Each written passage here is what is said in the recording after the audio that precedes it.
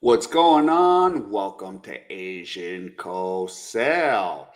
I got an article by Outkick, and Oregon athlete says she was bullied, denied her medal after refusing to stand beside a trans opponent. Yep. And of course, all the way on California, Oregon, you know, we're having all of this woke crap still. Let's get into this article there. So, Oregon High jumper Alexa Anderson says her podium protest triggered months of backlash. So, let's see what happens. When Oregon High School athlete Alexa Anderson refused to take the state championship podium last spring, she knew there would be fallout. She just didn't know how far it would go. So, the Tigard High School senior has just finished third in the girls' high jump in the Oregon State Track and Field Championships. She and fourth place finisher Reese Eckhart decided to walk away from the podium rather than stand beside a trans identifying male athlete who tied for fifth. And yes, that moment launched a national firestorm, according to Anderson. And of course, months of harassment, had followed her through. Graduation, and for Alexa, the officials wouldn't give her a medal. After leaving the podium, Anderson headed to the tunnel area behind the track to find out how the medal distribution would work. That's when she says she learned something was seriously off. And I asked after the medal ceremony concluded, hey, are we going to get our medals? And she said they'll be shipped to our school, which Anderson said, okay. And then they were never shipped to the school. Wow. She said the medal never arrived, not in May, not in June, not all summer long. So Anderson told Fox News that she only received her third place medal after filing a lawsuit against the OSAA. Yep. And it's now ongoing. And even then, the medal was instead sent to her attorneys at the America's Policy Institute. And of course, she did go viral all summer from stepping down from Oregon State Championship. And this is to protest. So let's see what she says here. I did not receive my medal until recently, but I believe it was sent to AFPI, our lawyers, and then it was presented to me at the Fox Awards show. I did ask after the fact after the medal ceremony concluded, we went into kind of a tunnel that leads you back out to the audience. And I asked one of the officials, hey, are we going to get our medals? And she told me they'd be shipped to our school. And then they were never shipped to my school. Of course, I wanted that medal. I had worked super hard to get to that place where I was on the podium. And I was very proud of how I finished. But also a part of me knew that it was part of the sacrifice that I was making when I stepped off that podium, that there were going to be consequences, and not receiving my medal was one of them. There were people who were calling my school, asking me to be expelled, not allowed to walk at graduation. There were people messaging me personally, just saying horrible things, death threats even. And I did have a lot of support, which I'm of course grateful for, but it was definitely mixed. There were a lot of people who were kind of shaming me, calling me a bully. That one was really hard because I take bullying very seriously, and it's not something anyone should ever endure. So that one definitely struck home. Also, I had someone just wishing me, like, I hope you die. Your parents are definitely like embarrassed of you. Just stuff like that. That was very deeply personal and definitely hurt.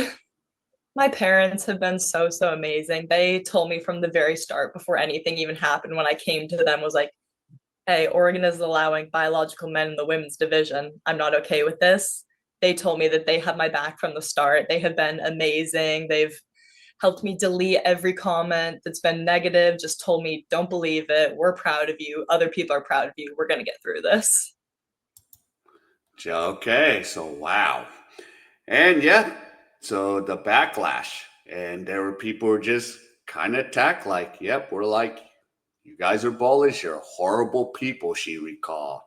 So yeah, the weeks that followed, she said criticism turned far darker. And Anderson alleges people contacted her high school that, yeah, she'd be demand expelled and barred from graduation. And of course, uh, you heard what she said, so I'm not going to repeat it there.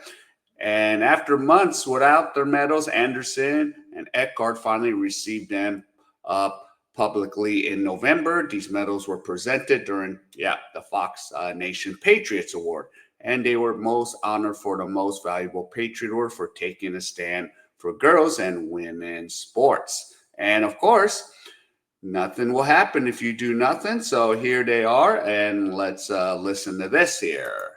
There are so many girls who deserve this award for their courage. Girls like my friends Sophia and Maddie, who took a stand with me at that first track meet back in Oregon.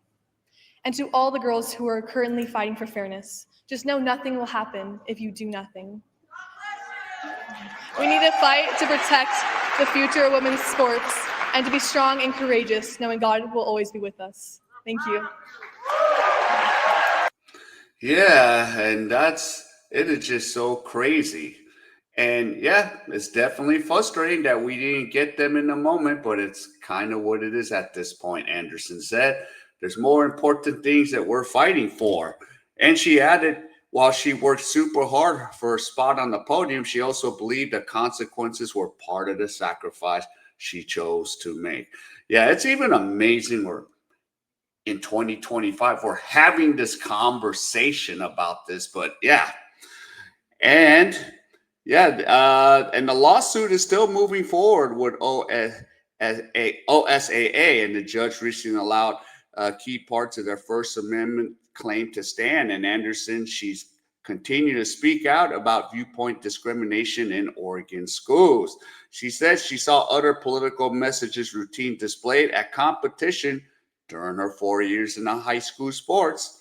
And I've seen a lot of speeches about support and rights for the LGBTQ, and now it's plus, plus, plus, the trans community, and a lot of Black Lives Matter movement stuff, which was bold. And she said wearing church flags, that kind of stuff. Yeah. But how concerned is about those messages should be allowed, but whether only certain viewpoints get protected. So I think it's really harmful to students to only allow them to express certain viewpoints that you agree with, Anderson said. And there you go.